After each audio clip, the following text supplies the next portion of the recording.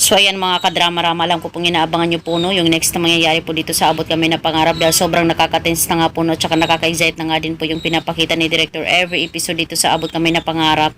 At alam naman po natin mga kadrama, yung last episode na nakita natin dito sa Abot Kami na Pangarap ay na kung saan nagkaroon nga po ng kasalan sana ni Lynette at saka ni RJ. Kaso nga po talaga ay pumunta itong si Doc Kim doon po sa mental facilities dahil malaki nga po talaga yung hinala ni Doc Kim na talagang nagpapanggap lamang po talaga na baliw itong si Doc Carlos. Kaya talagang confirm na pagpunta niya talaga doon ay nakawala po daw itong si Doc Carlos, wala po doon sa facilities, kaya talagang tinext kaagad ni Doc Kim itong si Annalyn. Talagang nalaman talaga nila na papunta talaga itong si Doc Carlos dito sa kasal ni Lynette at saka ni RJ para talaga manggulo. Tapos ito pang si Zoe, isa pa, talagang sinasabihan niya na yung daddy niya na, "Dad, wag mo nang ituloy yung kasal niyo, please.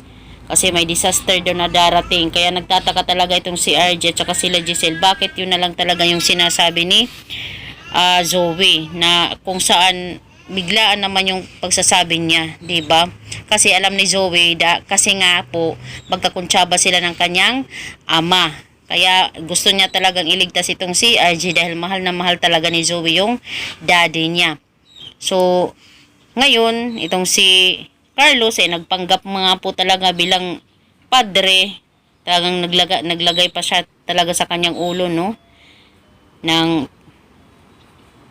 hindi ko alam kung anong pangalan ba niyan. Basta ganyan na talaga ngayon ay tatawag sila ng pulis, mga pulis para pumunta po dito sa kasalan nila Lynette at saka ni RJ para po madakip po itong si Carlos.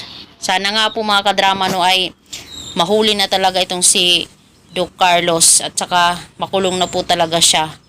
Diba? Sana hindi matuloy yung kanyang gustong planuhin or planong gustong mangyari dito kay RJ.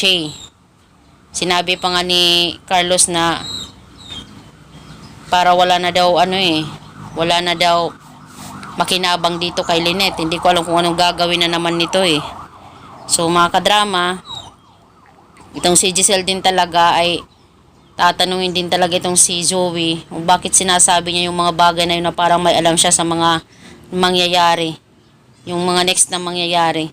Diba? Kaya hoping nga po talaga mabuking na itong si Zoe, itong Carlos may kulong na, mapagbayaran na niya yung lahat ng kanyang mga kasalanan, diba? Mula sa pagkamatay ni Irene, dito sa pananakit niya dito kay Lynette, yung lahat-lahat na. So mga kadrama, abangan na lang po talaga natin mga kadrama yung senaryo na mangyayari mamaya dito sa Abot Kami na Pangarap.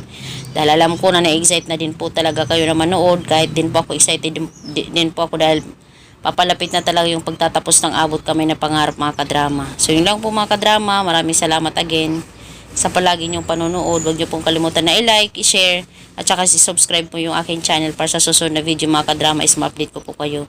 So yun lang po mga kadrama, bye! Maraming salamat sa iyong support, bye! Abangan!